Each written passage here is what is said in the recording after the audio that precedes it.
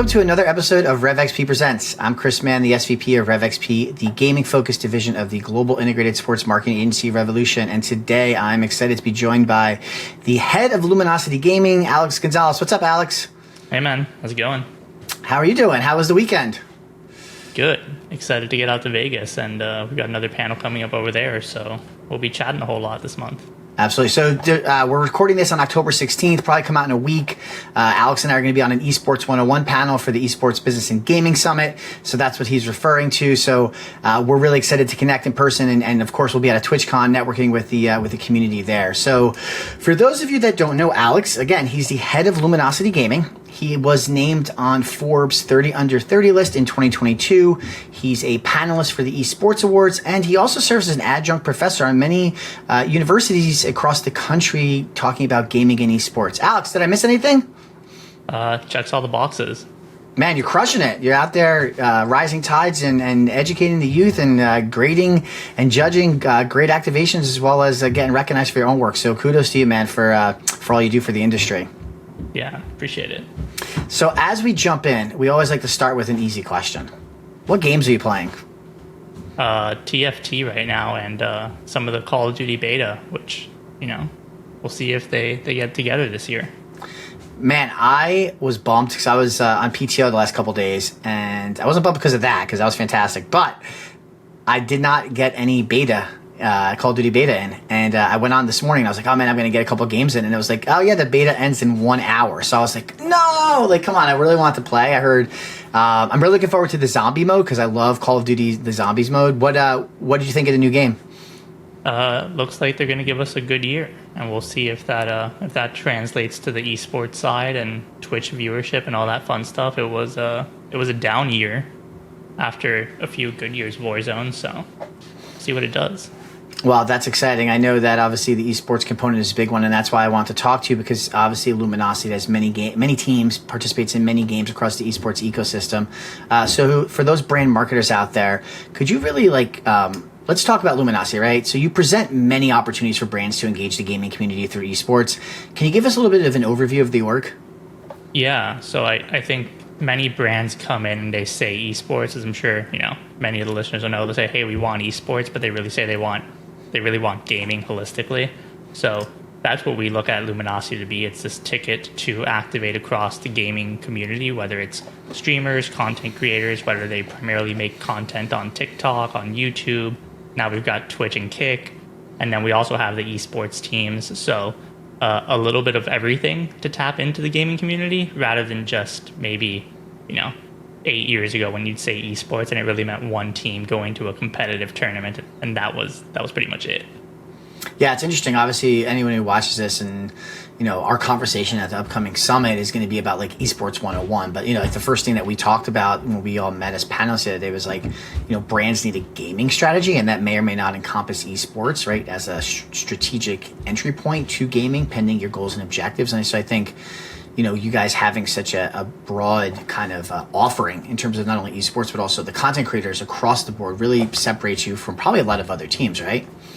Yeah, and that's been our goal since day one, right? It's like the thing we like to say is to be diverse in every sense of the word. So when you look at our creator roster, the games we're in, the creator size, the platform they create on, everything to it, because that's what brands are looking for now, right? They're not just looking to participate in one game. They're looking to activate across all of gaming, reach all the different audiences, because different games have different audiences at the end of the day. It's all gaming, but a game like Call of Duty is going to reach a completely different audience than a game like Madden and a game like Fortnite, right?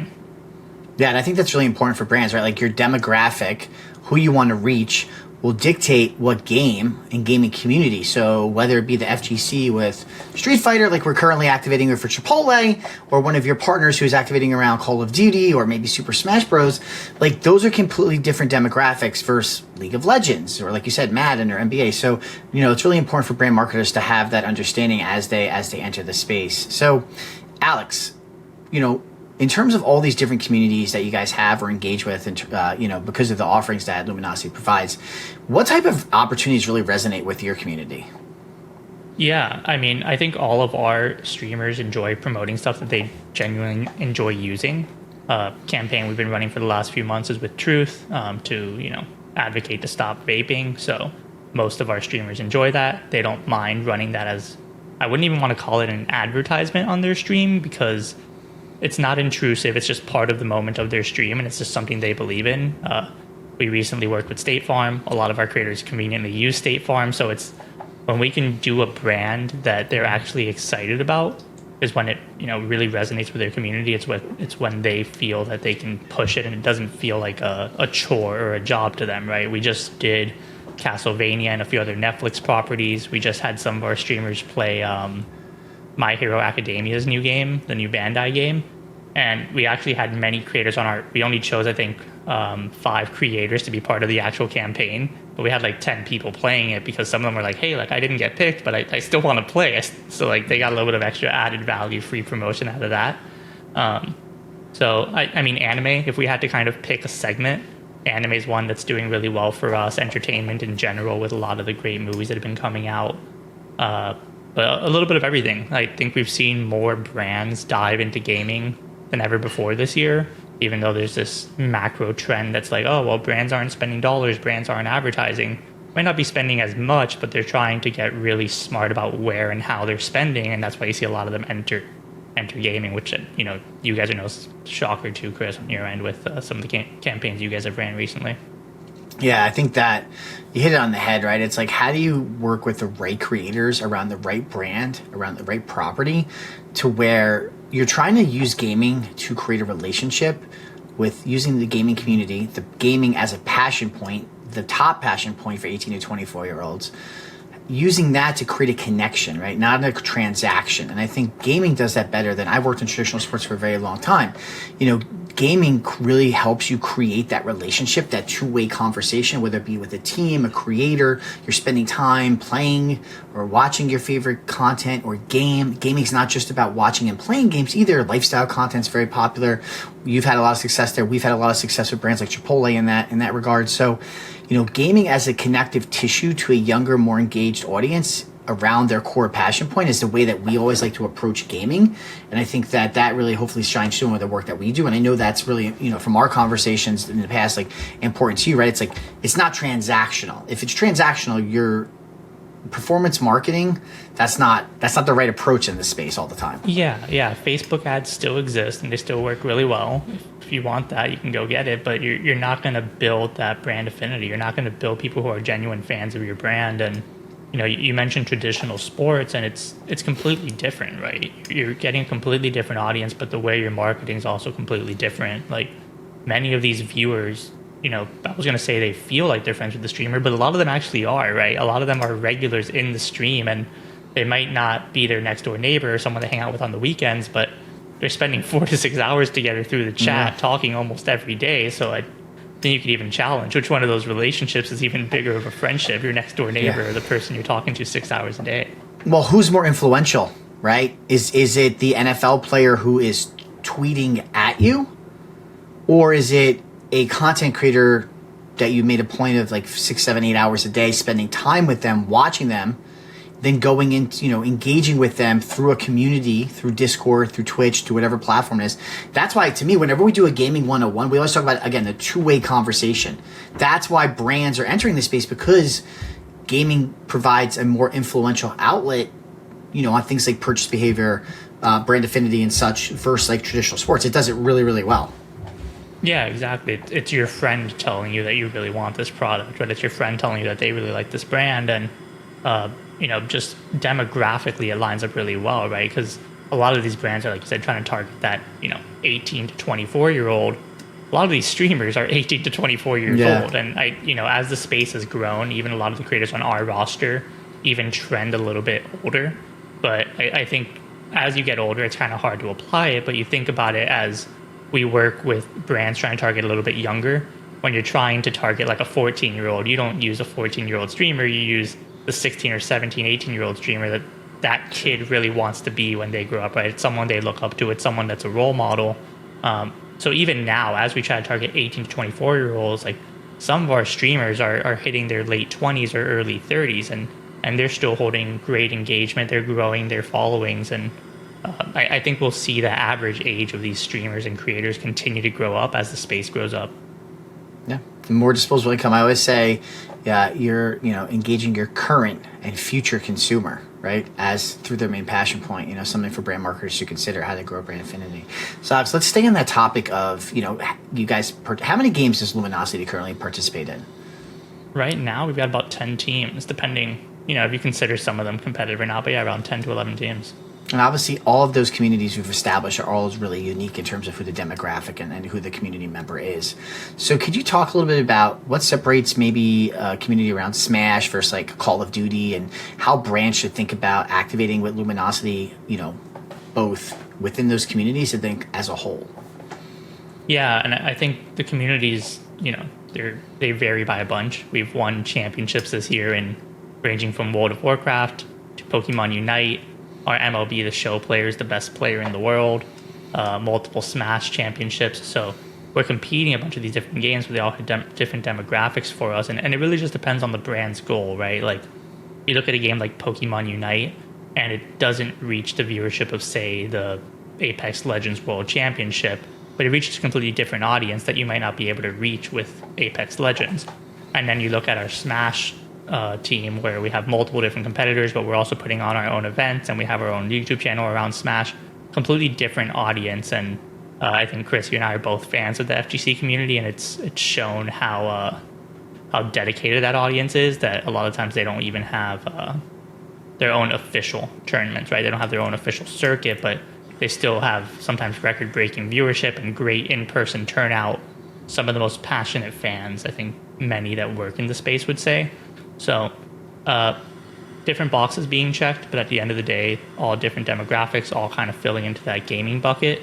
And we like to try to win, and at least on our esports side, we like to try to win. Absolutely. Well, that's really, I think that's one of the reasons why I want to have you on. We've had team representatives on in the past that talked about maybe the teams had like a League of Legends team, or had like, 2 or 3 teams. And I think you guys obviously present, I look at teams as media companies and entry points into, vast, diverse communities across gaming who are all different, which of course we've established on this conversation. And so if you're a brand out there thinking about esports, or you hear this thing like esports winter, esports teams, whatever you hear, esports teams are a really interesting and unique opportunity. And so that's why I thought it would be really interesting to have you on, because of the breadth of teams that you guys have and creators across those ecosystems, and the opportunities to engage different diverse communities across those is really unique to Luminosity. So kudos to you guys for continuing to build something really special over there. Any before we get out of here, anything that we missed, or anything you want to throw out there to those watching? No, I mean, for those who follow me on social, you'll see that esports winter, I don't know how real it is. There are a lot of companies struggling, but that's not unique to the gaming and esports space. I think this is just some pain points of the scene getting to where it will inevitably need to get. But I don't think many think esports is going anywhere, right? The numbers continue to go up. Publishers continue to tell us that they want to invest, and they're going to continue investing. So we're along for the ride, and at least from my perspective, we plan to be here for a long time. But there's going to be pain points as we grow, and there's going to be some companies that aren't as well positioned as others. Alex, thank you so much. It's really interesting to hear how Luminosity fields multiple teams across the gaming ecosystem, and the entry points for brands to those really diverse communities. So with that, I'm going to throw it over to Ian for a little data nuggets to talk about those communities and how they differ. Thanks, Chris. We are back again. I know that depending on where you live, the weather might be a little bit cold or getting colder, but luckily for you, these nuggets are still hot and fresh on this week's episode of rEvXP Presents. So we wanted to look at different communities within the gaming space, understanding that each game has a little bit of a different community, and those communities are made up of different types of people that brands may be trying to reach. So for this week, we specifically looked at the Fortnite, Call of Duty, and Smash audiences and wanted to understand how they may be similar and how they may be different. Let's hit on some differences first. The Fortnite community actually has a little bit more female representation than Call of Duty and Smash, while Smash has a bit more of a diverse audience with a particularly strong representation within the Latin community. The Call of Duty audience is actually much more likely to consider themselves hardcore gamers, and therefore can be found watching streams on sites like YouTube Gaming. Conversely, the Fortnite and Smash audiences contain much more casual gamers and can be found watching streams on Twitch. Now, it's also important to know that there's a lot of similarities between these communities. Two important ones being, one, they are always likely to trust products recommended by influencers, and two, they are much more likely to engage with advertisements that are specifically tailored to them. So, as a brand, the most important thing is finding the right influencers and the right voices within the gaming space to authentically speak to these communities that are all unique and individual. How can you find those correct influencers? Work with esports organizations. They have teams across multiple different communities, and they know how to place you in the right spots to talk to those communities authentically via the built-in personalities that they have. Back to you in the studio, Chris. We'll link Alex's socials and Luminosity's socials in the YouTube description. Guys, thank you so much. Alex, I'm looking forward to hanging out with you in Vegas and our Esports 101 panel. It is going to be an authentic conversation in terms of how brands should think about esports. And until next time, Chris Mann signing out. Thank you so much for everyone tuning in. Go have some fun, play some games, and we'll see you guys soon. Bye, everybody.